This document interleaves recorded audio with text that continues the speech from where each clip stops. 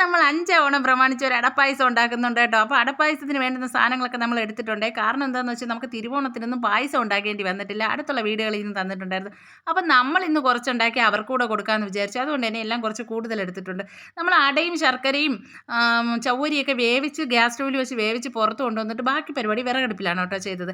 അപ്പം നമ്മൾ ഈ വീഡിയോ എടുക്കലും ഈ ഇളക്കലും ഒരുമിച്ച് നടക്കാത്തതുകൊണ്ട് നമ്മൾ വാപ്പായെ അന്വേഷിച്ചിരുന്നു. പക്ഷേ വാപ്പ സമയത്തിന് മുങ്ങിക്കളഞ്ഞു.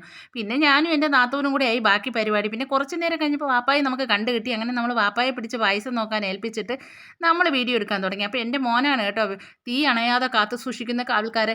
അങ്ങനെ നമ്മൾ ഇരുന്നപ്പോഴാണ് ആലോചിച്ചത്, പടച്ചവനെ നമ്മൾ കാഷ്യൂ കിസ്മിസ് ഒന്നും വറുത്തെടുത്തിട്ടില്ല എന്ന്. ഉടനെ തന്നെ നമ്മൾ അടുക്കളയിലോട്ട് ഓടി അതെല്ലാം സെറ്റാക്കി കൊണ്ടുവന്ന് പായസത്തിലോട്ട് ഒഴിച്ചു കൊടുത്തു.